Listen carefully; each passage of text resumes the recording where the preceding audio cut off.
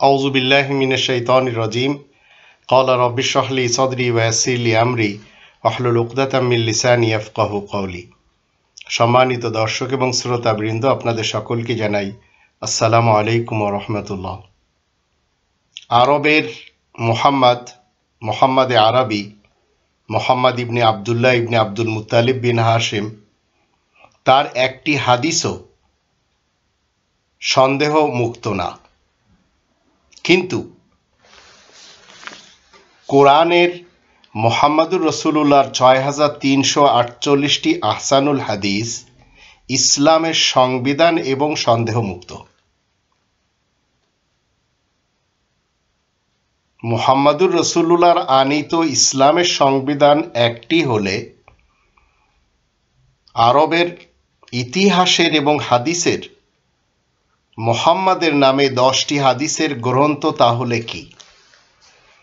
এই বিশেষ বিষয় নিয়ে আপনাদের সামনে আমার যাবতীয় গবেষণা কোরআনের মাধ্যম দিয়ে তুলে ধরব, কারণ আমি রবের ইসলামী কিংডমে একজন মুসলিম। আমি মুহাম্মদুর রাসূলুল্লাহ ওয়া খাতামান নাবিয়িনকে মেনে চলি। আমি ইতিহাসের কোনো বিশেষ ব্যক্তিকে, রিওয়ায়াত এবং হাদিসের কোনো বিশেষ ব্যক্তিকে মানতে বাধ্য নই। আপনি কি মনে করেছেন যে রাশিয়ার লেখকদের বানোয়াট হাদিসের গ্রন্থগুলি, আফগানিস্তান এবং খোরাসানের লেখকদের ফিকার কিতাবগুলি, হিন্দি এবং বৈরুতের ছাপানো ফতোয়ার গ্রন্থগুলি, ইরাক, মিশর এবং ইরানের লেখকদের লেখা সিরাতের কিতাবগুলি ইসলামের গ্রন্থসমূহ? আমি মুসলিম, তাই এগুলি মানতে পারি না। আপনাকে মনে রাখতে হবে, জুহেরি, তাবারি, দারেকুতনি, দারমি, ইবনে কাইয়িম, ইবনে তাইমিয়া, আশরাফ আলী থানভী, হুসাইন আহমদ মাদানী, আনোয়ার শাহ কাশ্মীরি, মুফতি শফি দেওবন্দি, মুফতি কিফায়েতুল্লাহ, ফতোয়ায়ে শামী, শেখুল হাদিস জাকারিয়া, আল্লামা নাদভী, মৌলভী মওদুদী, গুলাম আহমদ কাদিয়ানী, শেখুল হিন্দ মাহমুদুল হাসান দেওবন্দি, মুজাদ্দেদে আলফেসানি, 4 ইমাম, সিয়ায় সিত্তার লেখকগণ, কুতুবে আরবার লেখকগণ, এরা হচ্ছে সবাই জমিনের লেখক। আর জমিনের লেখকদের কোনো গ্রন্থ ইসলামের অন্তত কোনো সংবিধান কখনো হতে পারে না। এটি মুসলিম হলে আপনাকে মানতে হবে। আর যদি আপনি মুসলমান, শিয়া, সুন্নি কিংবা সালাফি হন, তাহলে তো কোনো কথা নেই। আপনাকে আমাকে জানতে হবে, মুহাম্মদুর রাসূলুল্লাহর মাধ্যম দিয়ে প্রত্যেকটি মানুষের উপরে শুধু এই একটি গ্রন্থ আল কোরআনকে আল্লাহ ফরজ করেছেন।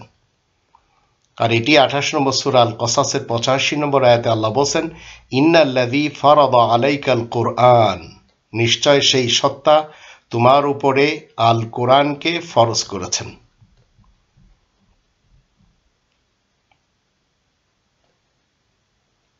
তো আল্লাহ কর্তৃক প্রত্যেক আদমের তথা মানুষের উপর মৃত্যুর পূর্ব মুহূর্ত পর্যন্ত আল কোরআনকে আল্লাহ কি করেছেন? ফরজ বলেছেন। এটি লিখিত রয়েছে এই আল কিতাবের ভিতরে। তো সত্যবাদীরা কোরআনের অনুসারী আর মিথ্যেবাদীরা কোরআন সহ মানব রচিত বিভিন্ন গ্রন্থের অনুসারী। কারণ এটি হচ্ছে ক্রাইটেরিয়ান। সত্য এবং মিথ্যার মাঝে মানদণ্ড হচ্ছে এই আল ফুরকান। আপনাকে কোনো সহিহ হাদিস, গলত হাদিস, অমুক রাবি কেমন, অমুক মতন সনদ কেমন, সিলসিলাতুজ যাহাব কিনা, এগুলি দেখার দরকারই নেই। কারণ তাবারাকাল্লাযী নাযালাল ফুরকান আলা আবদিহি, বাবরকত সেই সত্তা যিনি নিজ বান্দার উপরে এই মানদণ্ড নাজিল করেছেন, সত্য এবং মিথ্যার মাঝে পার্থক্যকারী গ্রন্থ। 25 নম্বর সূরা আল ফুরকানের প্রথম আয়াত থেকে তার প্রমাণ, এবং 2 নম্বর সূরা আল বাকারার 185 আয়াতে আল্লাহ বলে দিয়েছেন। তো আপনাকে মুহাম্মদুর রাসূলুল্লাহর আনুগত করতে হবে, কিন্তু মুহাম্মদ ইবনে আবদুল্লাহ ইবনে আব্দুল মুত্তালিব বিন হাশিমের অনুসরণ যারা করে যাচ্ছে, তারাই হচ্ছে মুসলমান শিয়া সুন্নি সালাফি সমাজ। এখন এই কোরআনের আমরা যদি 4 নম্বর সূরা আন-নিসা এর 59 নম্বর আয়াতে দেখি, সেখানে আল্লাহ বলেন,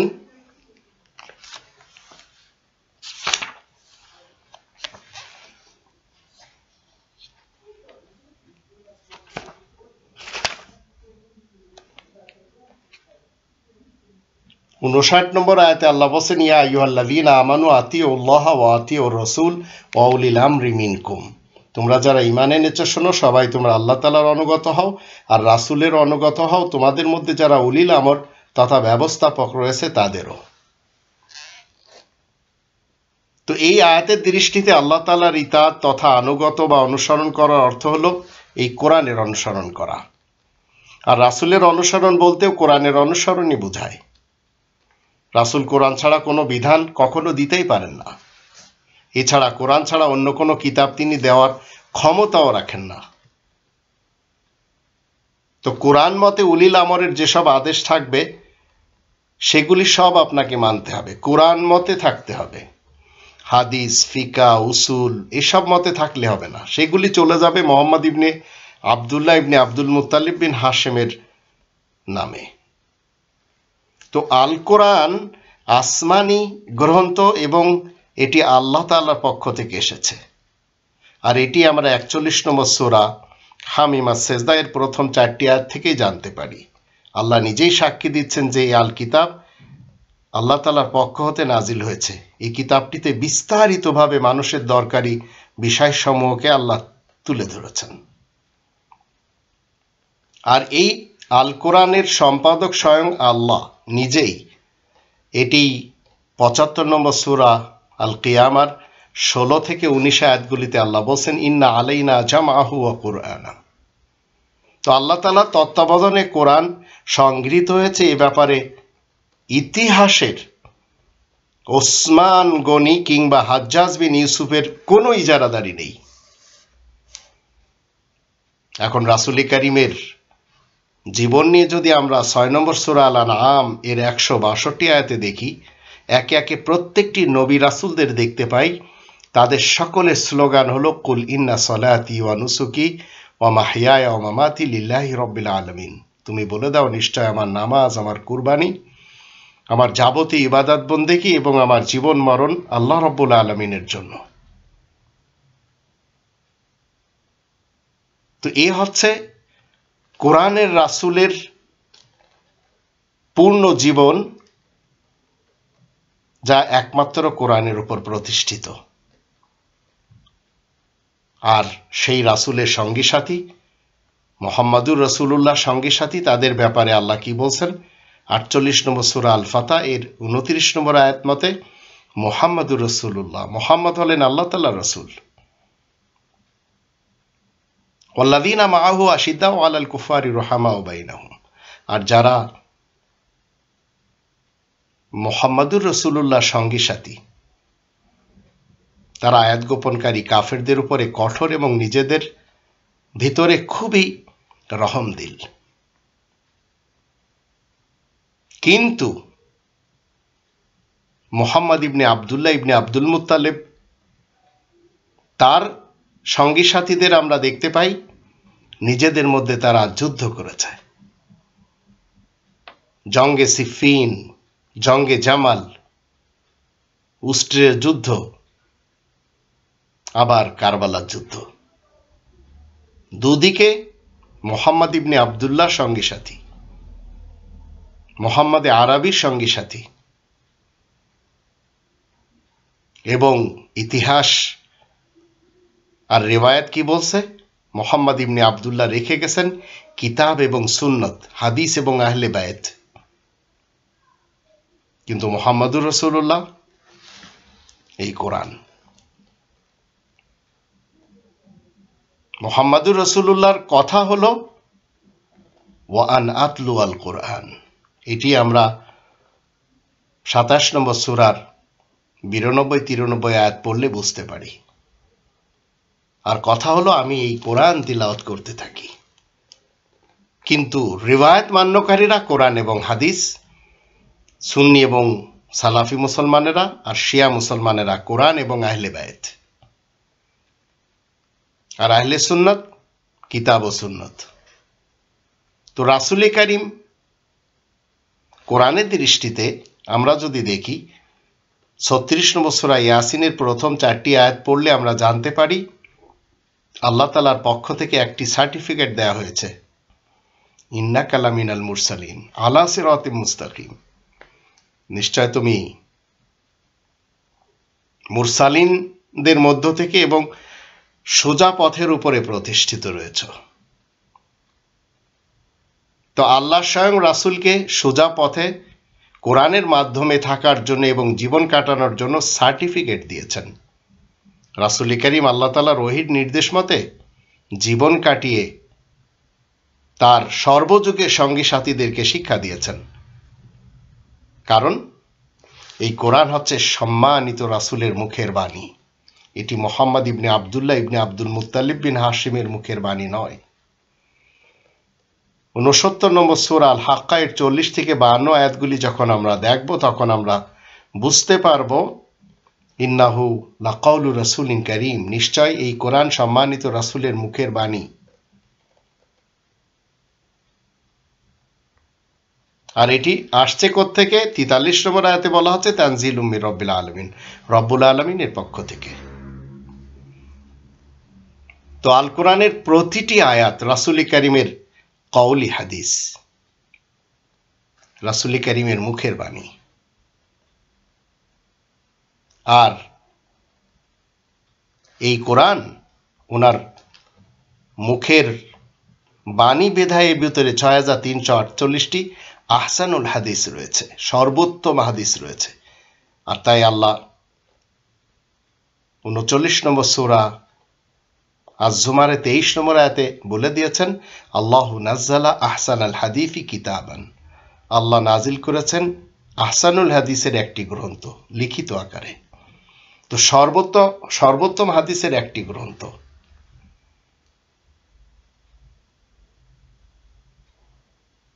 এর ভিতরে ১১৪টি সূরা ৬৩৪৮টি আয়াত মজুদ রয়েছে।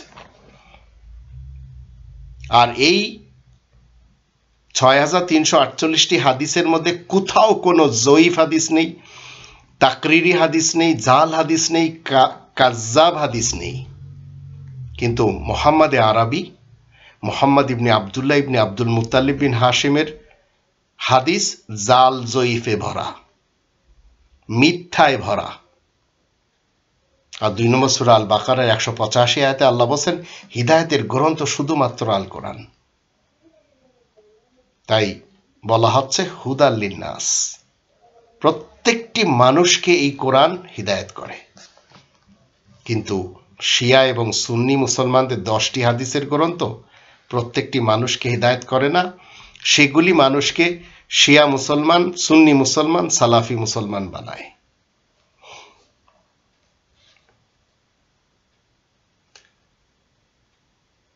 আল কোরআনকেই হিদায়াত বলা হয়েছে। এই হিদায়াতের বইটিতে 4টি খণ্ড নেই। বানোয়াট ফিকাবিদদের হিদায়ার যে 4টি গ্রন্থ, হিদায়া অর্থাৎ সঠিক পথ পাবার উৎস, সেই মানুষের তৈরি করা হিদায়া শরীফ আর এই কোরআন শরীফ দুটি আলাদা জিনিস। বুখারী শরীফ এবং কোরআন শরীফ দুটি আলাদা জিনিস। তো এই হিদায়াতের গ্রন্থ আল ফুরকান, আল কোরআন, আল কিতাব শুরু দিন থেকে শেষ আদমের জন্য যথেষ্ট হতে হবে। যার জন্য আল্লাহ তাআলার প্রশ্ন হলো ২৯ নম্বর সূরা আল আনকাবুতের ৫১ নম্বর আয়াতে আওয়ালাম ইয়াকফিহিম, মানুষের জন্য কি যথেষ্ট নয়, আন্না আনজালনা আলাইকাল কিতাবা ইতলা আলাইহিম, যে আমি তোমার দিকে লিখিত একটি কিতাব নাজিল করেছি যা তাদের উপরে তিলাওয়াত করা হয়। ইন্না ফি যালিকা লা রাহমাতান ওয়া যিকরা লিকওমি ইউমিনুন, নিশ্চয় এর ভিতরেই রয়েছে রহমত এবং উপদেশ মুমিন কওমের জন্য। এজন্য খুরাসান এবং আফগানি লেখকদের কোনো হিদায়াতের গ্রন্থের প্রয়োজন নেই। আর বানোয়ার যে লাহওয়াল হাদিস সেগুলি কোনোদিন একজন মুসলিমের জন্য সংবিধান হতে পারে না। তাই ৩১ নম্বর সূরা লুকমানের ৬ নম্বর আয়াতে বলা হচ্ছে, ওয়ামিনান নাসি মান ইয়াশতারি লাহওয়াল হাদিস লিয়ুদিল্লা আন সাবিলিল্লাহ। মানুষের মধ্যে যে কিনা লাহওয়াল হাদিস তৈরি করেছে এই সাবিলিল্লাহ থেকে পথভ্রষ্ট করার জন্য, আল্লাহ তাআলার পথ থেকে বিভ্রান্ত করার জন্য। তো এইটি আমরা দেখতে পাচ্ছি ইতিহাসের এবং রিওয়ায়াতের মাধ্যম দিয়ে, সব টোটালি মুহাম্মদ ইবনে আব্দুল্লাহ ইবনে আব্দুল মুত্তালিবের নামে। তো কোরআন মানুষকে অসৎ থেকে সৎ পথে পরিচালনা করে। মুহাম্মদ ইবনে আব্দুল্লাহ ইবনে আব্দুল মুত্তালিবের হাদিসের মাধ্যমে সর্বযুগে উম্মত বিভ্রান্ত হয়েছে, আর সেই হাদিসগুলি সবই অনৈক্যের বীজ। আর সেই হাদিসগুলি পড়েই মানুষ বিভিন্ন ফিরকা, পার্টি, মাসলাক এবং মাযহাবে বিভক্ত হয়েছে। আর সেই লাহওয়াল হাদিসগুলো হলো বেদিন এবং বিভ্রান্তের কারখানা, যা সব আরবের মুহাম্মদ ইবনে আব্দুল্লাহর নামে তৈরি করা। তাই ৪৫ নম্বর সূরা আল জাসিয়ার ৬ নম্বর আয়াতের দৃষ্টিতে মুহাম্মদ ইবনে আব্দুল্লাহ ইবনে আব্দুল মুত্তালিবের নামে একটি হাদিসও সঠিক না। সেগুলির উপর মুমিন মুসলিমরা ঈমান আনতেই পারে না, যার জন্য আল্লাহ বলেন, তিলকা আয়াতুল্লাহি নাতলুহা আলাইকা বিল হক ফাবিআই হাদিসিন বাদাল্লাহি ওয়া আয়াতি ইউমিনুন। এসব হচ্ছে আয়াতুল্লাহ, যা আমি তোমার উপরে সত্য সত্যই তিলাওয়াত করে শোনাচ্ছি। তাহলে মানুষেরা আল্লাহ তাআলার আয়াতের পরে আর কোন হাদিসকে মানবে? তো অনেকের ধারণা হলো যেসব হাদিস কোরআনের সাথে মিল খায় সেসব মানলে দোষ কোথায়? এই কথাটি প্রচার করে মাহফিল করছে কারা? মুহাদ্দিস এবং শেখুল হাদিস যারা, তারা মূলত তারা মানুষকে বেশি বিভ্রান্ত করছে। আর সেটি কেমন করে? তারা বলছে কোরআন হলো সন্দেহ মুক্ত, আর বানোয়াট, কুতুবে আরবা এবং সিয়াসিত্তা সহ সকল কথিত হাদিসগুলি হচ্ছে সন্দেহযুক্ত। তো সন্দেহ মুক্ত থেকে অনায়াসে বুঝতে হবে যে তার মধ্যেকার কোনো কিছুতেই সন্দেহ যুক্তের কোনো গন্ধ নেই। তো সন্দেহ মুক্ত গ্রন্থ তো একটি, এর ভিতরে ১১৪টি সূরার ৬৩৪৮টি আয়াতের ভিতরে কোথাও সন্দেহ নেই। তার প্রতিটি দিকই সন্দেহ থেকে পবিত্র। যেমন ধরো নির্ভেজাল এক গিলাস দুধ। তবে সন্দেহযুক্তের প্রতিটি কণাতে সন্দেহ রয়েছে। সন্দেহযুক্ত সিয়াসিত্তা, কুতুবে আরবা। তাই কোরআনের প্রতিটি আয়াত সন্দেহমুক্ত, আর লক্ষ লক্ষ হাদিসের প্রত্যেকটি হাদিসে সন্দেহ রয়েছে এবং সন্দেহযুক্ত। এখন যদি কোথাও কোনো হাদিস ওই নির্ভেজাল দুধের গ্লাসে এসেও যায়, তারপরে সেই গ্লাস ভরা দুধে বিষ মিশানো রয়েছে, কোনো একটি হাদিস সম্পূর্ণ সন্দেহমুক্ত না। আর সর্বশেষ কথা কি, কোরআনের সাথে মিল খায় এমন হাদিস যদি থাকেও, তাহলে আমরা তো মুসলিম যারা রয়েছি কোরআন পড়ে তাতে পেয়ে যাচ্ছি। তাই আদৌ বিষের মিশ্রণ দুধের গিলাস থেকে নির্ভেজাল দুধই পান করা উচিত নয়, যে গিলাসে ভেজাল এসে গেছে। তো নির্ভেজাল গ্লাসের দুধে সামান্য একটু ভেজাল এসে গেলে অন্তত বুদ্ধিমান যারা, তারা এই দুধ খাবে না, পান করবে না। তো বানোয়াট হাদিস গ্রন্থের উপর পৃথিবীর শিয়া, সুন্নি, সালাফি মুসলমানদের ভিত্তি, প্রতিটি ধর্মের ভিত্তি। বাংলাদেশের প্রতিটি ফিরকা এবং পার্টি সহ সকল প্রকারের প্রথার জন্ম এই কুতুবে আরবার মাধ্যম দিয়ে। সুন্নি সালাফি হলে সিয়াসিত্তা, শিয়া মুসলমান হলে কুতুবে আরবা। আর এদেশে ১,২০,০০০ ছোট বড় হাদিসের মাদ্রাসাও রয়েছে শিয়া সুন্নি সালাফিদের কাছে, আলিয়া, খারেজি এবং ইমামি, আবার সালাফি। আর বাংলাদেশের কাদিয়ানি সমাজ যারা, তাদেরও উৎপত্তিও হাদিসের আলোতে। বাংলাদেশে জামাত ইসলাম, তাবলিগি জামাত, পীর প্রথা, ফকিরি প্রথা, বয়াতি প্রথা, আহলে হাদিস, আহলে সুন্নাত, আহলে তাশাইয়ু, সবারই ভিত্তি বানোয়াট হাদিসের উপর। Tablighi Jamaat Saad group, Zubair group, Ilyas Attar group, Hizbut Tawheed নতুন আকারে উঠেছে। তো ইসলামের নামে আজও বিভিন্ন প্রকাশ করা এবং ধর্মের পাঠশালার মৌলবীরা এই সবগুলি কি করছে? প্রচার এবং প্রসার করে মানুষকে বেদিন বানাচ্ছে, কোরআন থেকে দূরে সরিয়ে নিচ্ছে। কোরআনের 24 নম্বর সূরা আন-নূরের প্রথম আয়াত পড়লে আমরা জানতে পারি কোরআন হচ্ছে সূরার এবং আয়াতের সাথে গাথা। সূরাতুন আনজালনাহা ওয়া ফারাদনাহা ওয়া আনজালনা ফিহা আয়াতিন বাইয়িনাত। তো কোরআনের ভিতরে সূরা এবং আয়াত রয়েছে, কিন্তু এই মুসলমান শিয়া সুন্নি সালাফিদের কাছে রয়েছে 30 পারা আর 40 পারা। তো আল্লাহ কোরআনকে সূরার সাথে ভাগ করেছেন, তাছাড়া প্রত্যেক সূরা আবার আয়াতে ভরপুর। এমনভাবে পৃথিবীর কোনো একটি হাদিস গ্রন্থে সাজানো নেই, থাকবেও বা কেন? কারণ এ সকল হাদিস গ্রন্থগুলি তো মানুষের লেখা। মোহাম্মদ ইবনে আবদুল্লাহ ইবনে আব্দুল মুত্তালিব বিন হাশিম তো একজন মানুষ। তো প্রতিটি হাদিস কোনো না কোনো রাবি এবং জনশ্রুত থেকে এসেছে, তাই ওদের উপর শায়াতিন নাজিল হয়। 26 নম্বর সূরা আশ-শুআরা এর 221 থেকে 223 আয়াতগুলি আমরা জেনে নিতে পারি। হালু নাবিউকুম আলা মান তানাজ্জালু শায়াতিন তানাজ্জালু আলা কুল্লি আফাকিন আফিম ইউলকুনা সামা ওয়া আকসারুহুমুল কাযিবুন। প্রত্যেকটি মানবরচিত হাদিসের মধ্যে যা মোহাম্মদ ইবনে আবদুল্লাহর নামে চালিয়ে দেওয়া হচ্ছে, সব জনশ্রুত কোনো না কোনো রাবির মাধ্যম দিয়ে। আর মোহাম্মদ ইবনে আবদুল্লাহ এবং তার মান্যকারী যারা, তাদের বিরুদ্ধে রাসূলে কারীম 25 নম্বর সূরা আল ফুরকানের 30 নম্বর আয়াতের মাধ্যম দিয়ে কি বলছেন? ওয়াকালা রাসূলু ইয়া রাব্বি ইন্না কওমি ইত্তাখাযু হাযাল কুরআনা মাহজুরা। রাসূল বলছেন কিয়ামতের মাঠে যে এরা আমার উম্মত, কিন্তু এরা আমার কওমের লোক, কিন্তু এই কোরআন ছেড়ে জীবন কাটিয়েছিল। তো আপনি হাদিস এবং ফিকা মেনে, উসুল এবং ইজমা কিয়াস মেনে, ফাজাইল এবং মাসাইল মেনে, ফয়জান এবং শানে নুজুল আর তাফসির মেনে, সিরাত এবং ফলসাফা মেনে জীবন কাটাবেন, আপনার বিরুদ্ধে রাসূল কারীমের নালিশ রয়েছে আল্লাহ তাআলার কাছে।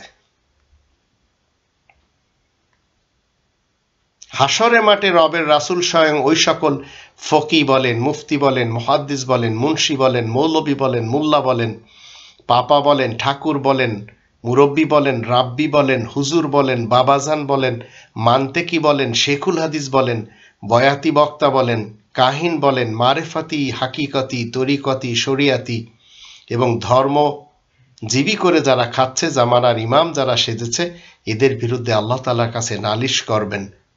যারা কোরআন বাদ দিয়ে অথবা কোরআনের সাথে মুহাম্মাদে আরবিকে মেনে এবং তার হাদিস, ফিকা এবং সিরাতে তাবলিগ করেছে, শানে নজুল, উসুল এবং ফলসফার তাবলিগ করেছে, এদের বিরুদ্ধে রাসূল কি বলছেন? কোরআনের রাসূল ওয়াকালা রাসূলু ইয়া রাব্বি ইন্না কওমি ইত্তাখাযু হাযাল কুরআনা মাহজুরা। এই কোরআন আঁকড়ে ধরাকে তারা ছেড়ে জীবন কাটিয়েছে, এরা সবাই আমার কওমের লোক। তো হাসরের মাঠে একমাত্র ওই সকল লোকেরা বাঁচতে পারবে যারা শুধুমাত্র নির্ভেজাল কোরআন মেনে জীবন কাটাবে, অন্যথায় সবাই ধরা খাবে। হাদিস এবং ফিকার প্রচারকরা, বিশেষ করে খারেজি এবং আলিয়াপন্থী, সেদিন আল্লাহ তাআলার জিজ্ঞাসা থেকে বাঁচতে পারবে না। সে সুন্নি মুসলমান হোক, শিয়া মুসলমান হোক, সালাফি মুসলমান হোক। তো হাসরের মাঠে কোনো কোরআনের মুসলিমদের থেকে এই কথা জিজ্ঞাসা করা হবে না যে কেন তোমরা মুহাম্মাদে আরবির হাদিস এবং ফিকা মাননি, সিয়ায় সিত্তা এবং কুতুবে আরবা কেন মাননি তোমরা? তো মানব রচিত হাদিস মান্য করার পিছনে কোরআনের কোনো সনদ অন্তত নেই, তবে না মানার জন্য বারবার কোরআন তাকিদ করে। তাই 29 নম্বর সূরা আল আনকাবুতের 51 নম্বর আয়াতে আল্লাহ বলে দিয়েছেন, এটা কি যথেষ্ট নয়? তো আমার জন্য যথেষ্ট। আপনি মুসলিম হলে আপনার জন্য যথেষ্ট। তো রবের ইসলামী কিংডমে আমরা যারা মুসলিম রয়েছে, আমাদের জন্য কোরআন যথেষ্ট। এমনকি এই কোরআনের নির্দেশ মতে 3 নম্বর সূরা আল ইমরানের 96 নম্বর আয়াতের দৃষ্টিতে মসজিদুল হারাম আমাদের জন্য মারকাজ হিসেবে যথেষ্ট। কারণ সেটির ব্যাপারে আল্লাহ বলছেন, হুদাল লিল আলামিন, জাহানবাসীদেরকে, সারা জাহানকে কি করে? হিদায়াত করে, গাইড করে। তো সংবিধান সম্পূর্ণভাবে আল্লাহ তাআলার। এটি 6 নম্বর সূরা আল আনামের 115, 116 আয়াত দুটিতে আল্লাহ বলে দিয়েছেন, আল্লাহ তাআলা সংবিধানে কোনো নবী রাসূলদের অংশ নেই, কর্তৃত্ব নেই, মালিকানাও নেই। সৃষ্টিকর্তা এবং সৃষ্টিজীব এই উভয়ের মাঝে পার্থক্য রয়েছে। সৃষ্টিকর্তার সংবিধান চলবে সৃষ্টিজীবের উপর। তাই 7 নম্বর সূরা আল আরাফের 54 নম্বর আয়াতে বলা হচ্ছে, আলা লাহুল খালকু ওয়াল আমরু, সৃষ্টি যার, হুকুম চলবে তার। তো সৃষ্টিজীবের কোনো আইন, সৃষ্টিজীবের কোনো নিয়ম নীতি, সৃষ্টিজীবের কোনো বিধিবিধান, প্রথা চলতেই পারে না। তো মোহাম্মদ ইবনে আবদুল্লাহ, আরবের মোহাম্মদ, তার নামে বানানো যত রিওয়ায়াত, যত গ্রন্থ, এগুলি ইসলামের নামে না। সেগুলি মোহাম্মদ ইবনে আবদুল্লাহ নামের গ্রন্থকে আমরা কেন ইসলামের গ্রন্থ মানব? এই কোরআনের 28 নম্বর সূরা আল কসাসের 56 নম্বর আয়াতে আল্লাহ কি বলছেন? হিদায়াতের একমাত্র মালিক হলেন আল্লাহ, কোনো ব্যক্তি নন। পৃথিবীতে বাইবেল, সিয়াই সিত্তা, হিদায়া, ত্রিপিটক, বেদ, পুরাণ, মহাভারত, এগুলি সব মানুষের লেখা। আভেস্তা বলেন। তাই সৃষ্টিজীবের কোনো রচনা অপর কোনো সৃষ্টিজীবের জন্য কল্যাণকর হতে পারে না। তো কেউ কাউকে আল্লাহ তাআলার হিদায়াতে প্রবেশ করাতে পারে না যতক্ষণ সে নিজে হিদায়াত না নেবে। এই জন্য কোনো নবী বা রাসূলদের কোনো ধরনের কিঞ্চিত ক্ষমতা নেই। হিদায়াত দিবে আল্লাহ, কিন্তু হিদায়াত নিতে হবে আপনাকে। তো মুহাম্মদুর রাসূলুল্লাহর মাধ্যম দিয়ে আমরা কি জানতে পারি? ইন্নাকা লা তাহদি মান আহবাবতা ওয়ালাকিন্নাল্লাহ ইয়াহদি মান ইয়াশা। তো রাসূল এবং নবী যারা, তারা যাকে ইচ্ছা তাকে হিদায়াত করবে তা না, কিন্তু প্রত্যেকটি নবী এবং রাসূলের দায়িত্ব একটি। 50 নম্বর সূরা কফের 45 নম্বর আয়াতের শেষে বলা হচ্ছে, ফাযাক্কির বিল কোরআন, কোরআনের সাথে তুমি উপদেশ দিবে। রাসূল এবং নবী কখনো হিদায়াত দাতা নন, তারা সবাই হচ্ছে মুবাশশির এবং মুনজির। 2 নম্বর সূরা আল বাকারার 213 নম্বর আয়াতের দৃষ্টিতে সকল নবীদের ব্যাপারে আল্লাহ বলেন, মুবাশশিরিন ওয়া মুনজিরিন, তারা সুসংবাদদাতা এবং সতর্ককারী হিসেবে এসেছে। মানুষ মানুষ থেকে হিদায়াত নেবে না, বরং কোরআন থেকে হিদায়াত নেবে। হিদায়াত দাতা হলেন আল্লাহ, আর হিদায়াত নিবে মানুষ। আল্লাহ সৃষ্টিকর্তা আর মানুষ সৃষ্টিজীব। মানুষের মধ্যে নবী রাসূল তারা সবাই রয়েছেন। তাই ওনারা সবাই এই আল কিতাব নিয়ে এসেছেন। 2 নম্বর সূরা আল বাকারার 213 নম্বর আয়াত, 57 নম্বর সূরা আল হাদিদের 25 নম্বর আয়াত দুটি তার প্রমাণ।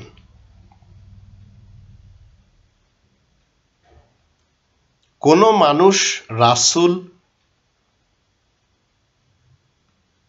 অপর কোনো মানুষকে হিদায়াত দেওয়ার ক্ষমতা রাখে না। সেই মানুষটি রাসূল হলেও অন্য কাউকে হিদায়াত দেওয়ার ক্ষমতা নেই, কিন্তু মুবাশশির আর মুনজির হওয়ার ক্ষমতা তাকে আল্লাহ দিয়েছেন, সুসংবাদদাতা এবং সতর্ককারী রূপে। আয়াত প্রচারক হিসেবে এসেছেন, স্পষ্টভাবে আয়াত সামনে রাখার জন্য এসেছেন। তো আল্লাহ তাআলাই একমাত্র ওই ব্যক্তিকে হিদায়াত প্রদান করেন কোরআনের মাধ্যমে যে হিদায়াত নিতে চাইবে। হিদায়াত নেওয়া না নেওয়া প্রতিটি মানুষের ইচ্ছার উপরে আল্লাহ ছেড়ে দিয়েছেন। এই স্বাধীনতা আল্লাহ তাআলার পক্ষ থেকে। এখানে কেউ হিদায়াত না নিলে আপনি তাকে পিটুনি দিতে পারবেন না, কিন্তু মুহাম্মাদে আরবির ইতিহাসে 57টি যুদ্ধ রয়েছে, মানুষ খুন করা রয়েছে। তো 18 নম্বর সূরা আল কাহফের 29 নম্বর আয়াতে কি বলা হচ্ছে? অকুলিল হাক্কু মির রব্বিকুম ফামান শাআ ফালিউমিন ওয়া মান শাআ ফালিয়াকফুর। তুমি বলে দাও এই মহাসত্য তোমার রবের পক্ষ থেকে তোমাদের রবের পক্ষ থেকে এসেছে, যার ইচ্ছা সে মেনে চলবে, যার ইচ্ছা সে অমান্য করবে। তো এই আজাদি আল্লাহ দিয়েছেন, এই স্বাধীনতা আল্লাহ দিয়েছেন।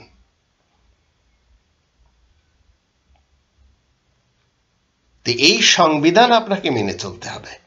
এই সংবিধানের উপরেই আমাদের বাবা আদম ইব্রাহিম তিনি প্রতিষ্ঠিত, যার কারণে তার অভ্যাসকে, তার আচার আচরণকে আপনাকে আমাকে মানতে হবে। 3 নম্বর সূরা আলে ইমরান এর 95 আয়াতে আল্লাহ বলেন, কুল সাদাকাল্লাহ, তুমি বলে দাও আল্লাহ সত্য কথাই বলছেন, ফাত্তাবিউ মিল্লাতে ইব্রাহিমা হানিফা ওয়া মা কানা মিনাল মুশরিকিন।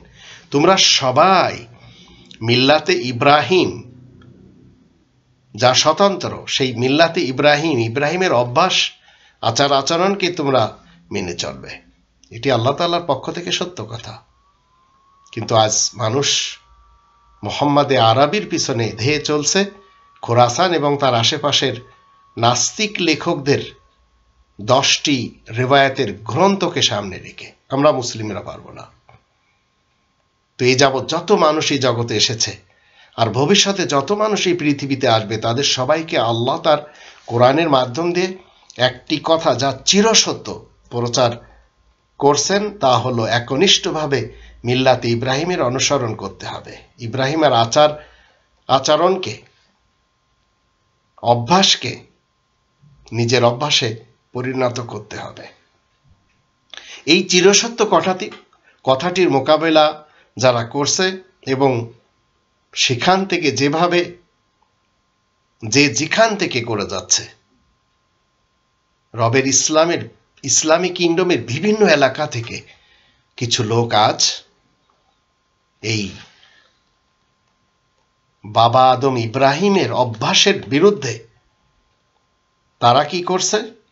মুহাম্মাদে আরবির নামে 10টি রিওয়ায়াতের গ্রন্থ তৈরি করে নিয়ে সেইগুলি প্রসার করছে। ইউরোপ, আমেরিকা, অস্ট্রেলিয়া, কানাডাতে আজ মুসলমান সমাজ এমনভাবে বিভক্ত হয়ে গেছে যে এই দেশগুলির, এই মহাদেশগুলিতে একটি নেতা নেই, একটি লিডার নেই, কারণ সবার প্ল্যাটফর্ম আলাদা আলাদা। আর অতীতকাল থেকে মুহাম্মাদে আরবির নামে এই 10টি রিওয়ায়াত মান্যকারীরা বাগদাদ বলেন, কুফা বলেন, বাসারা বলেন, কোম বলেন, মাশহাদ বলেন, দামেস্ক বলেন, বৈরুত বলেন, রায়বিন বলেন, ফুরফুরা বলেন, মুলতান বলেন, আজমের বলেন, বিশ্ব জাকের মঞ্জিল ফরিদপুর বলেন, প্রতিটি জামাতখানা থেকে, প্রতিটি খানকা থেকে, প্রতিটি দরগা থেকে, প্রতিটি ইমাম বাড়ি থেকে, প্রতিটি ধর্মশালা থেকে, প্রতিটি ধর্মসভা থেকে, প্রতিটি হুজরাখানা থেকে, প্রতিটি হুজুর কেবলার নিজস্ব মঞ্জিল থেকে, বিশ্ব ইস্তেমার মার্কাজ থেকে, জৈনপুর থেকে, লাহোরের দাতা দরবার থেকে, চিশতিয়া ও মুজাদ্দেদিয়ার স্থানসমূহ থেকে, কাদরিয়া এবং নকশবন্দিয়ার স্থানসমূহ থেকে, বাংলাদেশের সুরেশ্বরী, চরমনাই, হাতিয়া শরীফ, মাইজবান্ডা শরীফ, শাহজালাল এবং শাহপরানের মাজার, গনি শাহ, রাহাত শাহ, খানজাহান এবং মহস্তানগড়, হাইকোর্ট ও কিল্লা শাহ, সাইদাবাদ ও শর্ষিনা, আলিয়া, খারেজি, থানাবি, মাদানি, এই সকল স্থানগুলি থেকে মিথ্যার বীজ, কোরআন বিরোধী বীজ বপন করা হচ্ছে। তো মিথ্যার বীজ যে সকল কথাগুলির মাধ্যম দিয়ে প্রচার হচ্ছে, তার ভিতরে কি এই মিথ্যাগুলি আপনি কিভাবে জানবেন, কিভাবে বুঝবেন যেগুলি সব কোরআন বিরোধী? এরা সবাই আরবের সেই মুহাম্মদ ইবনে আব্দুল্লাহ ইবনে আব্দুল মুত্তালিবের নামে, এদের কেউ কেউ কি বলছে, এই কথাটি কথিত আছে, এই কথা বলা হয়েছে, এটি শাস্ত্রে আছে, এটি শোনা গেছে, এটি জানা গেছে, এটি রিওয়ায়াতে আছে, এটি রাব্বি এবং মুরব্বিরা বলেছেন, এটি লিখিত আছে, এটি কিতাবে আছে। এই কথাগুলি ক্রমান্বয়ে চলে আসছে। অনেক জায়গায় দেখা যায় বা শোনা যায়, বর্ণিত আছে, বড়দের আমল করতে দেখা গেছে। কোনো কোনো ক্ষেত্রে আমল করলে দোষ নেই, উল্লেখ আছে, হতে পারে এইভাবে বলা হয়েছে, তথা ওকামা কলা মুহাম্মদ ইবনে আরবি, মুহাম্মদ ইবনে আবদুল্লাহ, অথবা মুহাম্মদ ইবনে আবদুল্লাহ এইভাবে বলেছে। বোধহয় কথাগুলি এমন, জ্ঞানী লোকেরাই তো বলেছে।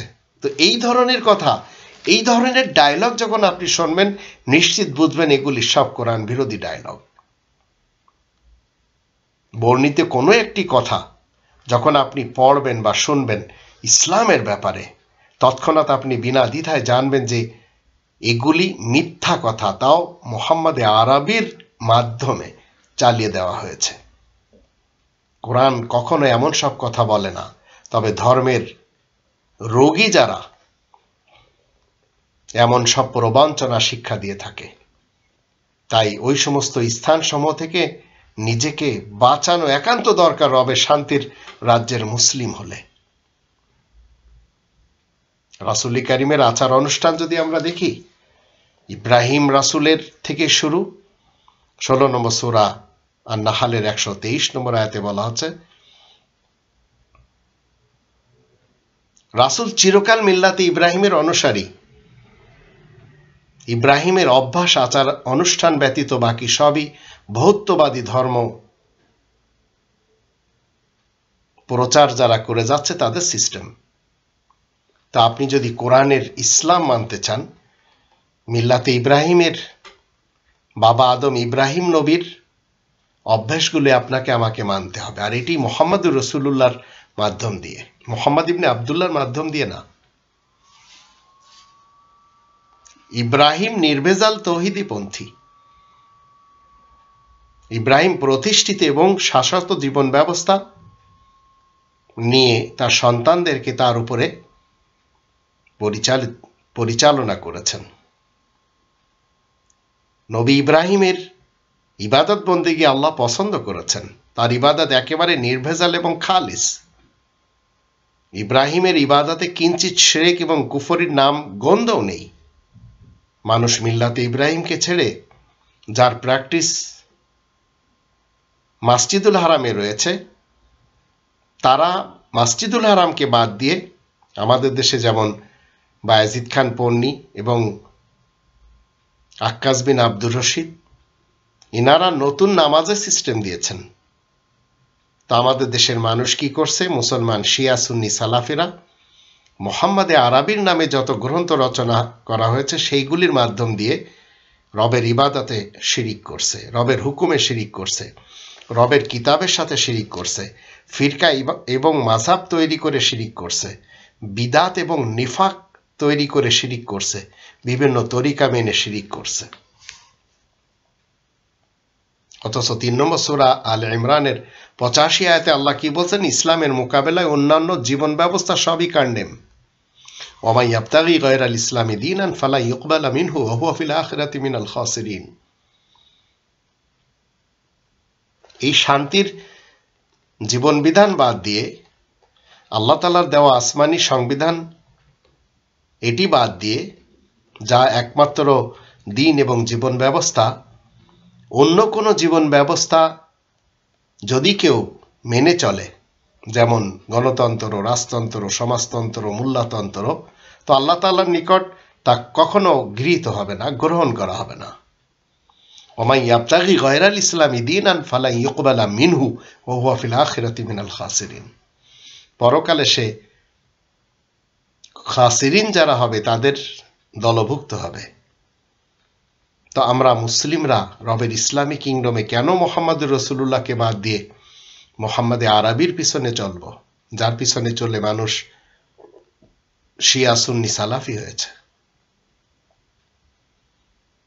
এই কোরআন পড়লে তো মুহাম্মদুর রাসূলুল্লাহ আমাদেরকে বলছেন আমাদের নাম হচ্ছে মুসলিম, মুসলিমিন, মুসলিমুন। 22 নম্বর সূরা আল হজের 78 নম্বর আয়াতের মাধ্যম দিয়ে জানতে পারি, হুয়া সাম্মাকুমুল মুসলিমিন, সেই সত্তা তোমাদের নাম মুসলিমিন রেখেছেন। 3 নম্বর সূরা আলে ইমরানের 102 নম্বর আয়াতের দৃষ্টিতে ওয়ালা তামুতুন্না ইল্লা ওয়া আনতুম মুসলিমুন, তোমরা মুসলিমুন ছাড়া অন্য কোনো নামে মৃত্যুবরণ করবে না। এই হচ্ছে মুহাম্মদুর রাসূলুল্লাহর শিক্ষা। আর 2 নম্বর সূরা আল বাকারার 285 আয়াতে আমাদের কলেমা শিক্ষা দেওয়া হয়েছে। আমানা রাসূলু বিমা উনজিলা ইলাইহি মির রাব্বিহি ওয়াল মুমিনুন। এই কমপ্লিট আয়াতেই বলা হচ্ছে ইসলামের কলেমা। আমানা রাসূলু, রাসূল ঈমান এনেছে, বিমা উনজিলা ইলাইহি মির রাব্বিহি, যা নাজিল করা হয়েছে তার দিকে তার রবের পক্ষ থেকে, ওয়াল মুমিনুন, আর মুমিনুনরাও এইভাবে ঈমান এনেছে। কিন্তু মুহাম্মদে আরবির তার নামে লা ইলাহা ইল্লাল্লাহ মুহাম্মাদুর রাসূলুল্লাহ বানিয়ে তারা মনে করছে এটি হচ্ছে ইসলামের প্রথম কলেমা, যার সম্পর্ক কোরআনের 6348টি আয়াতের কোনো একটি আয়াতে নেই। তো মানুষের মাঝে কোরআনের কলেমা প্রচার না হওয়ার কারণে বানোয়াট অসংখ্য কলেমা প্রচার হয়েছে। শিয়াদেরটা ভিন্ন, কাদিয়ানীদেরটা ভিন্ন, সুন্নি এবং সালাফিদেরটা ভিন্ন। আর সবগুলি হাদিস যেমন মিথ্যা, সবগুলি কলেমাও তেমন।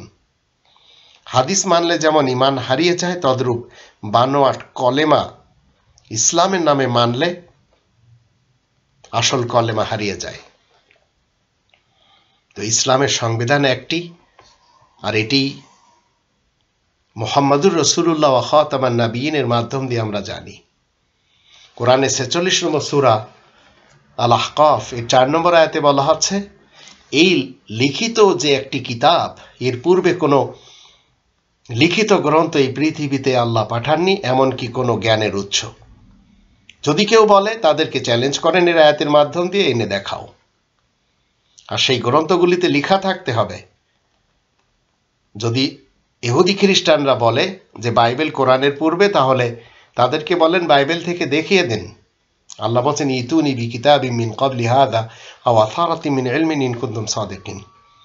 ইতুনি, নিয়ে এসো আমার কাছে, বিকিতাবিম মিন ক্বাবলি হাযা, এই কিতাব, লিখিত কিতাবের পূর্বে যদি কোনো কিতাব থেকে থাকে, আও আসারাতিন মিন ইলমিন, অথবা জ্ঞানের কোনো উৎস যদি থাকে, ইন কুনতুম সাদিকিন, যদি তোমরা সত্যবাদী হয়ে থাকো। তো অনেকের আমি চ্যালেঞ্জ করেছি, আজ পর্যন্ত উত্তর দেয়নি। 20 বছর হয়ে গেছে। তো ইসলামের সংবিধান একটি।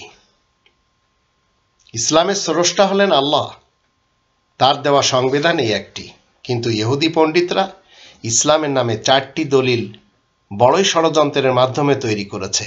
আর তারা শিক্ষা দিয়েছে কোরআন, হাদিস, ইজমা, কিয়াস। ওদিকে আহলে হাদিসরা শুধু কোরআন এবং সহিহাইনকে দলিল হিসেবে মানে। বেচারা হানাফি, শাফি, মালিক এবং হাম্বলি, তাদের দৃষ্টিতে দিনের দলিল 4টি। আবার হাদিসকে ওহিয়ে গায়ের মাতলু বলে প্রচার করছে। তো মানুষের মধ্যে অধিক মানুষ বানোয়াট হাদিসের উপর বেশি গুরুত্ব দিয়ে থাকে, যেগুলি মুহাম্মদে আরবির নামে তৈরি করা। হাদিস এবং ফিকার উপর বেশি বিশ্বাস করায় তারা মুসলিম থেকে হয়েছে মুসলমান, শিয়া, সুন্নি, সালাফি। আর এটি আমরা রবের ইসলামী কিংডমে দেখতে পাচ্ছি। তাই আল্লাহ তাআলার ওহীর সাথে তারা কি করছে? শিরিক করছে। 35 নম্বর সূরা ফাতিরের 31 নম্বর আয়াতের দৃষ্টিতে। তো যে সকল ইহুদিরা কোরআনের ওহীর পাশাপাশি হাদিসের ওহী হওয়ার মতবাদ প্রচার করছে, তারা প্রকৃতপক্ষে কোরআনের আলোকে নিজেদের লেখার এবং বাকশক্তি দ্বারা কি করছে? প্রকৃতপক্ষে কোরআনের আলোকে, কোরআনের যে আলো, সেই আলোকে তারা নিজেদের লেখার এবং বাকশক্তির দ্বারা ঢেকে দিচ্ছে। আর এটি করে যাচ্ছে আমাদের বাংলাদেশের যাবতীয় বক্তা হুজুরেরা, পীরেরা।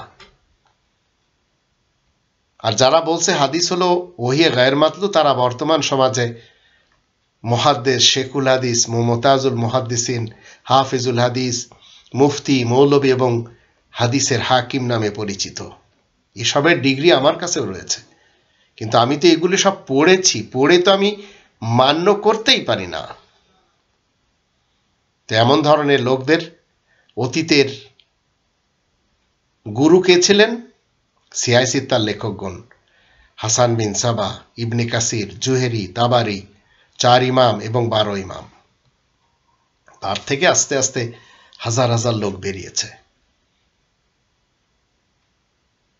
তো 35-31 মতে আমরা সহজে বুঝতে পারি আল্লাহ তাআলার ওহীতে কোনো প্রকার মিথ্যা সংমিশ্রণ নেই।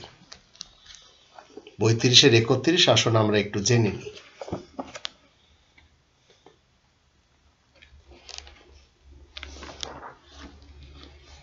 وقال الذين كفروا لن نؤمن بهذا القرآن ولا بالذي بين يديه ولو ترى إذ الظالمون موقوفون عند ربهم يرجع بعضهم إلى بعض القول يقول الذين استضعفوا للذين استكبروا لولا أنتم لكنا مؤمنين। আর যারা কাফের তারা বলছে আমরা কিছুতেই এই কোরআন মেনে চলব না যা আমাদের সামনে রয়েছে। তুমি যদি দেখতে জালেমদেরকে যখন তাদের রবের দরবারে দাঁড় করানো হবে তখন ওরা একে অন্যের উপরে কথা চাপাতে চাইবে, যাদেরকে দুর্বল মনে করা হতো সাধারণ কর্মী এবং মুরিদ যারা, তারা তখন অহংকারী দাম্ভিক লোকজনকে, নেতাদেরকে এবং পীরদেরকে বলবে তোমরা না থাকলে আমরা অবশ্যই ঈমানদার হতাম। তো আজ এই সুন্নি শিয়া এবং সালাফিদের শেখ, ইমাম, নেতা, এদের কারণে বক্তা, হুজুর, পীর, রাব্বি, মুরব্বি, এদের কারণে মানুষ বিভ্রান্ত হচ্ছে।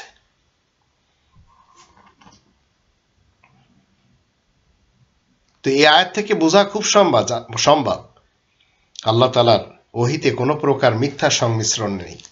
তবে হাদিসের মাধ্যমে সব, হাদিসের মধ্যে কি রয়েছে? সব মিথ্যা, সন্দেহযুক্ত।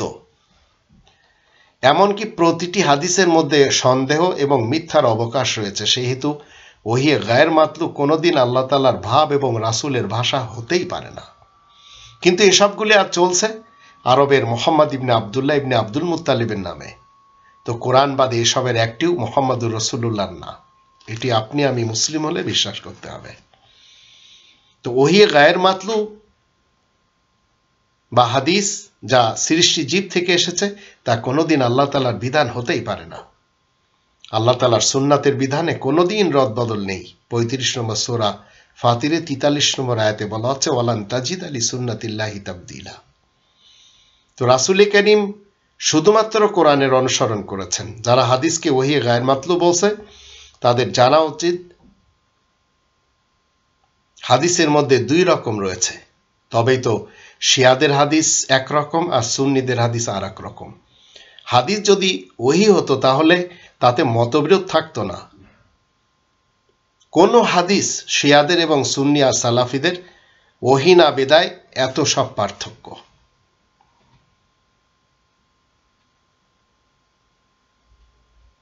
এই হাদিসগুলি সব চক্রান্তমূলকভাবে মুহাম্মদ আরবির নামে তৈরি করা। ৪ নম্বর সূরা আন-নিসা এর ৮২ আয়াতে আল্লাহ বলেন আফালা ইয়াতাদাব্বারুন আল কুরআন, মানুষেরা কি কোরআন নিয়ে গবেষণা করবে না? ওয়ালাউ কানা মিন ইনদি গায়রিল্লাহ, যদি এই কোরআন আল্লাহ ছাড়া অন্য কারোর নিকট থেকে আসতো লাওয়াজাদু ফি ইখতিলাফান কাসীরা, তাহলে এর ভিতরে তোমরা অনেক মতবিরোধ দেখতে পেতে। তো শিয়াদের যে 4টি হাদিস রয়েছে আল কাফি, মাল্লা ইয়াহজারুল ফাকি, তাহজিবুল আহকাম, আল ইস্তিবসার, আর সুন্নি এবং সালাফিদের যে সিয়াসিতা রয়েছে বুখারী, মুসলিম, আবু দাউদ, তিরমিজি, নিসাই, ইবনে মাজাহ। তো এদের কোনো একটি হাদিস ওহী না হওয়ার কারণে এত সব মতবিরোধ। তাই মাযহাব মাসলাকে বিভক্ত শিয়া, সুন্নি, সালাফি সমাজ, আর এদের উপ সমাজ রয়েছে শত শত। তো রাসূল কখনো কোরআনের 114 সূরার 6348টি আয়াত বাদে অন্য কোনো হাদিস নিয়ে গবেষণা করেননি, আর কাউকে করতেও বলেননি। আজও ওনার সঙ্গী সাথী আমরা যারা রয়েছি কোরআন নিয়ে গবেষণা করি। রবের ইসলামিক কিংডমে যত মুসলিম মুমিন রয়েছে তারা কোরআন নিয়ে গবেষণা করছে, কারণ তারা মুহাম্মদুর রাসূলুল্লাহ সঙ্গী সাথী। আর বুখারী সাহেব একটি হাদিস সংগ্রহ করে 2 রাকাত নামাজ পড়েছেন। তার ইতিহাস বলছে প্রতিটি হাদিসের জন্য একবার মুহাম্মদ আরবিকে স্বপ্নে দেখেছেন, যা তার দাবি। তাহলে তার জমাকৃত হাদিস 9 লক্ষ আর 18 লক্ষ রাকাত নামাজ, 9 লক্ষ হাদিস, 9 দুনো 18, 18 লক্ষ রাকাত নামাজ, এছাড়া 9 লক্ষ বার মুহাম্মদ আরবিকে স্বপ্নে দেখা, এসব বিভ্রান্তিকর কথা, এসবই বুখারীর চক্রান্ত, যা মুসলমানেরা মেনে চলছে। নামাজে কোরআনের পাশাপাশি মোহাম্মদে আরবির হাদিস পড়ার অর্থ হলো শিরিক করা, কারণ সত্যের সাথে মিথ্যাকে সংমিশ্রণের অনুমতি কোরআন দেয় না। এটি মুহাম্মদুর রাসূলুল্লাহর পক্ষ থেকে আমরা জানি। 2 নম্বর সূরা আল বাকারার 42 নম্বর আয়াতে বলা হচ্ছে, ওয়ালা তালবিসুল হাক্কা বিল বাতিল ওয়া তাকতুমুল হাক্কা ওয়া আনতুম তাআলামুন। তোমরা হকের সাথে বাতিলকে সংমিশ্রণ করবে না, আর তোমরা জেনে শুনে তো কি করে যাচ্ছ? সত্যের সাথে মিথ্যাকে সংমিশ্রণ করে যাচ্ছ।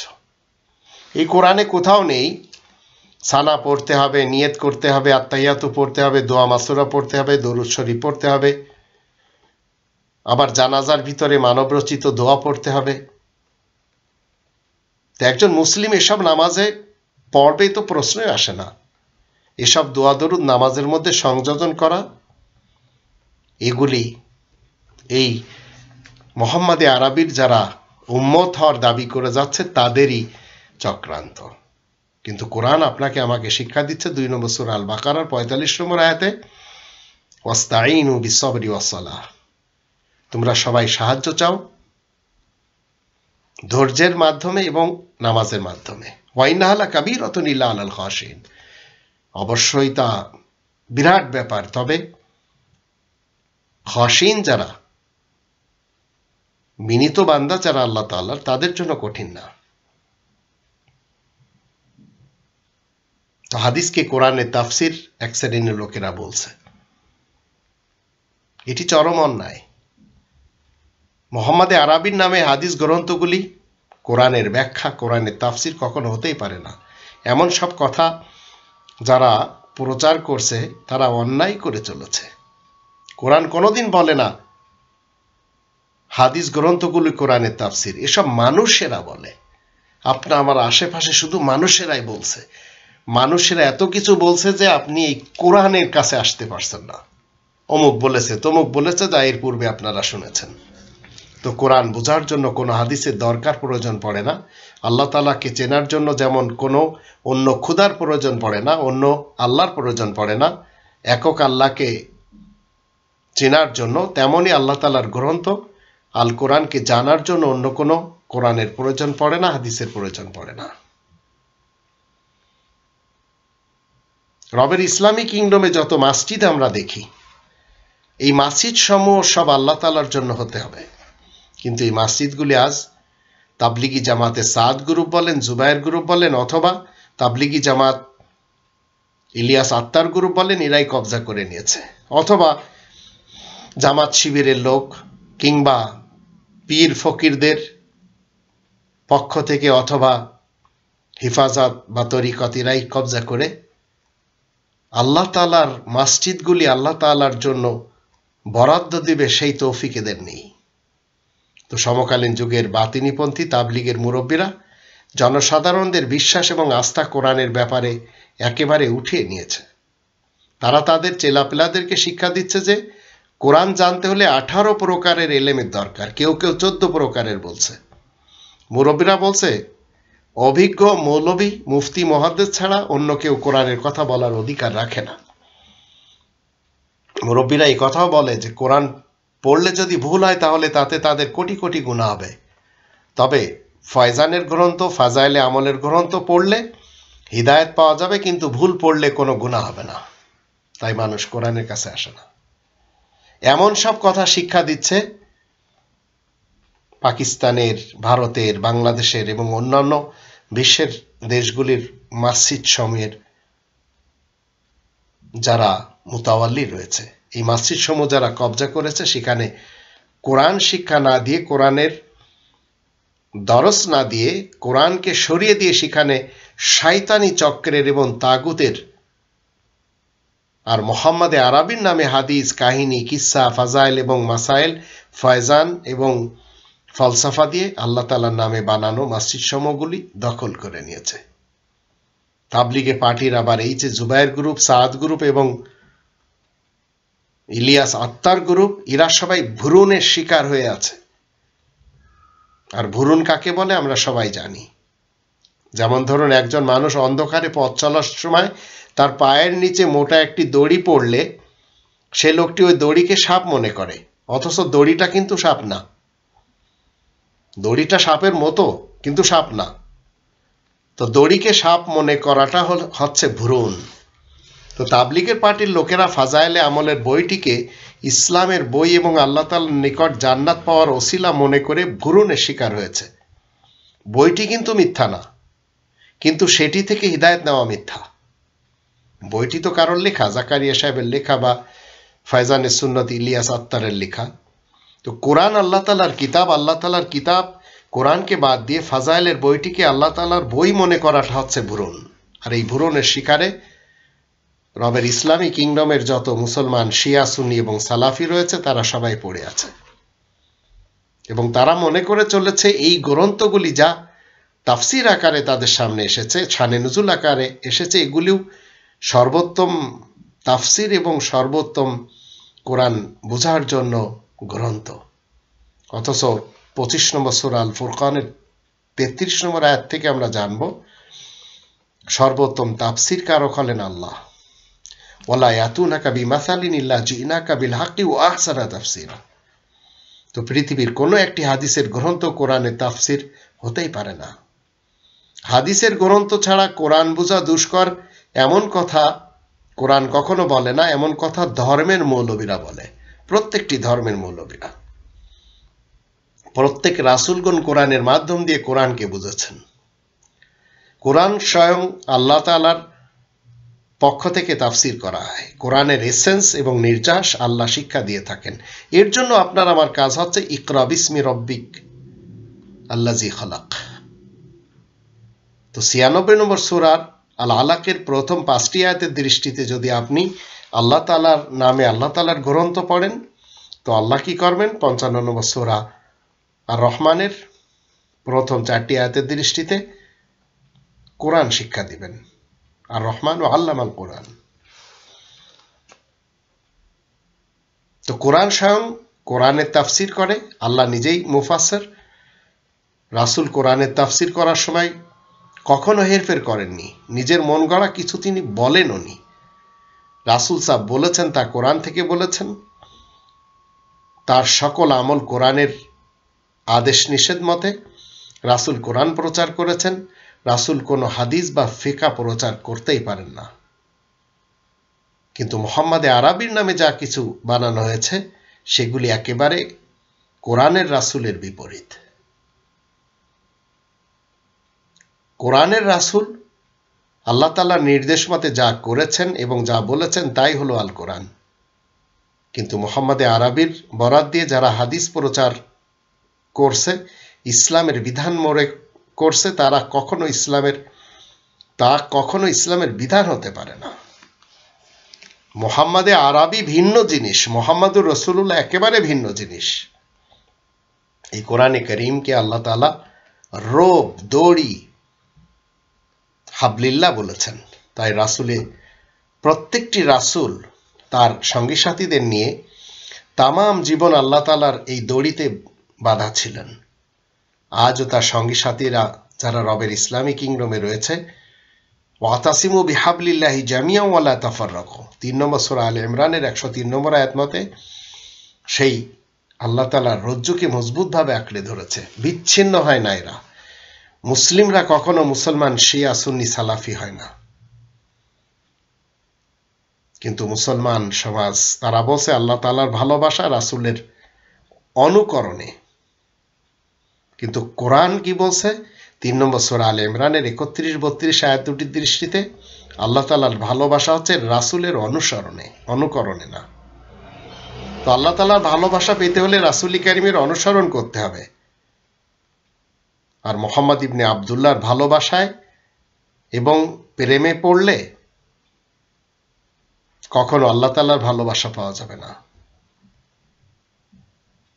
রাসূল কারীমের অনুকরণ করার কথা কোরআন কখনো বলে না। যে ব্যক্তি সামনে উপস্থিত না, তার অনুকরণ আদৌ করা সম্ভব না। তো মুহাম্মদে আরবি কি খেয়েছেন, মুহাম্মদের আরবি কিভাবে চলেছেন, এর জন্য গ্রন্থ রচনা করা হয়েছে। সেই গ্রন্থ মতে মানুষেরা চলছে। তাই তারা সিরাত এবং হাদিস লিখে মন গড়াভাবে মুহাম্মদে আরবির ব্যক্তি জীবনের অভ্যাসকে সিরাতের এবং হাদিসের আলো দিচ্ছেন। তারা সবাই খেয়ানতকারী, আর তারাই হচ্ছে সবাই অ্যাথিস্ট। তারাই তো ইসলামচ্যুত লোক, তারাই তো কোরআন অবমাননাকারী লোক। ধর্মগ্রন্থ ধার্মিকরা দুটোই বানিয়েছেন। 53 নম্বর সূরা নাজমের প্রথম 6টি আয়াত যখন আমরা পড়ব, তো ইসলামের মধ্যে ষড়যন্ত্র পাকাতে যে সকল ইহুদিরা এবং তাদের সর্বযুগের চামচারা যেসব কথাবার্তারা প্রচার করছে, তা হলো ইসলামের বিধান দুইটি, কোরআন এবং হাদিস। কোরআন আল্লাহ তাআলার কথা আর হাদিস রাসূলের কথা। অথচ রাসূল নিজের পক্ষ থেকে কোনোদিন ইসলামের ব্যাপারে কোরআন ছাড়া কিছুই বলেননি। তাহলে দুইটি সংবিধান হয় কি করে? মুহাম্মদে আরবির মৃত্যু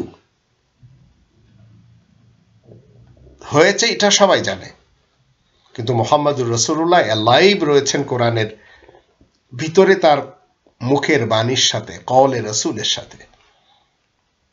তো মৃত মুহাম্মদে আরবির ইত্তেবা করা সম্ভব? যারা মৃত্যু ব্যক্তির ইত্তেবা বলতে হাদিস লেখকদের লেখা হাদিসকে রবের রাসূলের হাদিস মনে করে ইত্তেবা করবে, তারা তখন আল্লাহ তাআলার সংবিধান থেকে বিচ্যুত হয়ে যাবে। তো রবের ইসলামী কিংডমে যারা মুসলিম বিচারক, মুমিন বিচারক, তারা সবাই বিচার করবে কোরআনের 5 নম্বর সূরা আল মায়েদার 43, 44, 45, 47 আয়াতগুলির দৃষ্টিতে, 2 নম্বর সূরা আল বাকারার 177, 178 আয়াত দুটির দৃষ্টিতে। তো নবী রাসূলুল্লাহ যখন কোনো ফয়সালা দিয়েছেন, তখন তারা কোরআনের ফয়সালা দিয়েছেন, তারা কখনো হাদিস, ফিকা কিংবা ইজমা কিয়াসের ফয়সালা দেননি। পৃথিবীতে কোনো একজন নবী বা রাসূল ফয়সালার গ্রন্থ হিসেবে কোরআন বাদে অন্য কোনো গ্রন্থ রেখে যাননি।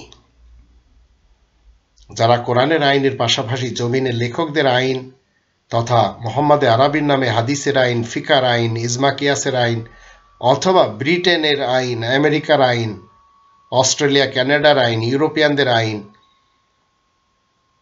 মানবে এবং সেই মতে ফয়সালা প্রদান করবে, তাহলে তারা কোরআন মতে হয়ে যাবে কাফের, জালেম এবং মুক্তমনা ফাসেক। আর তারাই হচ্ছে গণতন্ত্র, রাজতন্ত্র, সমাজতন্ত্র এবং মোল্লাতন্ত্র মান্যকারী মুশরিক। যখন আপনি রাসূল কারীমের আনিত এই কোরআন অধ্যয়ন করবেন, আপনি নামাজের যাবতীয় নিয়ম নীতি এতে পাবেন। এই মুসলমান শিয়া সুন্নি সালাফিদের একটি রোগ রয়েছে যে কোরআনে নামাজের ডিটেলস নেই, অথচ ডিটেলস 2 নম্বর সূরা আল বাকারার 125 নম্বর আয়াতে আল্লাহ বলে দিয়েছেন, ওয়াত্তাখিযু মিন মাকাম ইব্রাহিমা মুসাল্লা, ইব্রাহিমের দাঁড়ানোর স্থান থেকে কায়েমকৃত নামাজকে তোমরা সবাই গ্রহণ করে নাও। তো অতীতে 4 ইমাম এবং তার সহচররা মানেনি। আজ বাংলাদেশে বায়েজিদ খান পন্নী মৃত এবং জীবিত আক্কাস বিন আব্দুর রশিদ হুজুর, ইনারা নতুন নামাজের সিস্টেম দিয়েছেন এবং ইনাদের দাবি হচ্ছে ইসলামে নামাজের টোটাল যে সিস্টেম, সেটি ইনারা যেটা দিয়েছেন সেটি সঠিক, আর কোরআন যেটি মসজিদুল হারামের মধ্যে চিরজীবনের জন্য প্র্যাকটিস রেখেছে, সেটা এদের দৃষ্টিতে ভুল। তো সালাত যা সকল নবী রাসূলগণ ইব্রাহিম নবীর অভ্যাস মতে কায়েম করেছেন, তাতে আপনি কোরআনের আয়াত ব্যতীত মানব রচিত কোনো দোয়া পাবেন না। যদি কেউ পড়ে বা বলে, মনে রাখবেন সে 2 নম্বর সূরা আল বাকারার 45 নম্বর আয়াতের বিপক্ষে।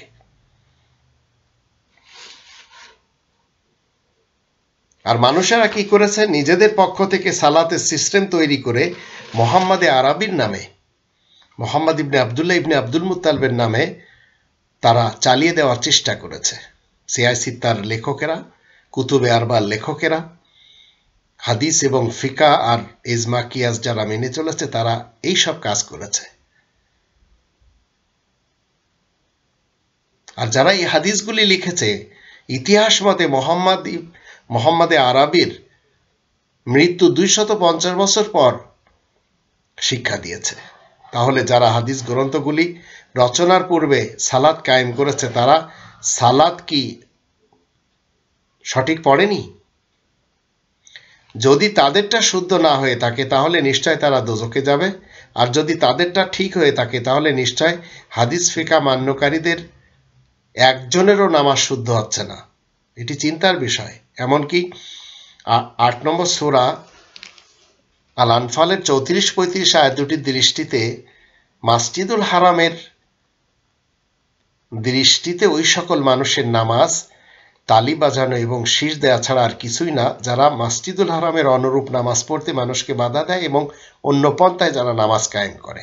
যেমন আজ 2022 সালে আমরা দেখতে পাচ্ছি মৃত বায়াজিদ খান পন্নীর রেখে যাওয়া সেই হিজবুত তাওহীদের মিলিট্যান্ট নামাজ বা জঙ্গিবাদী নামাজ, আর আক্কাস বিন আব্দুর রশিদ হুজুরের নিজস্ব বানানো নামাজ। আর অতীতকাল থেকে তো শিয়া সুন্নি সালাফিদের রয়েছে।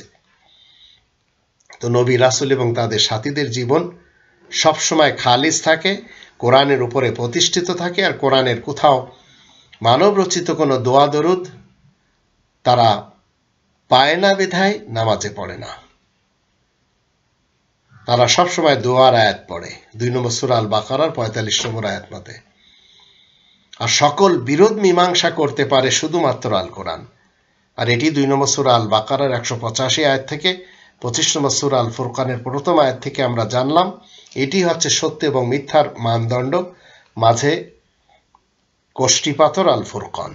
তো দুনিয়ার প্রথম রমাদানে কোরআন নাজিল হয়েছে, যেদিন থেকে এই দুনিয়াতে মানুষ এসেছে সেদিন থেকে এই কোরআন মানুষকে হিদায়ত করে আসছে। 1400 বছরের যে মোহাম্মদ আরবির যে কাহিনী কিসসা, যার ন্যূনতম কোনো সাপোর্ট কোরআন দেয় না, যে ব্যাপারে কোরআন কোনো কথা বলে না, এগুলি সব ইহুদি এবং খ্রিস্টানদের চক্রান্ত। আর রেওয়ায়াতকারী যারা মুসলমান শিয়া সুন্নি সালাফি রয়েছে এদের ষড়যন্ত্র।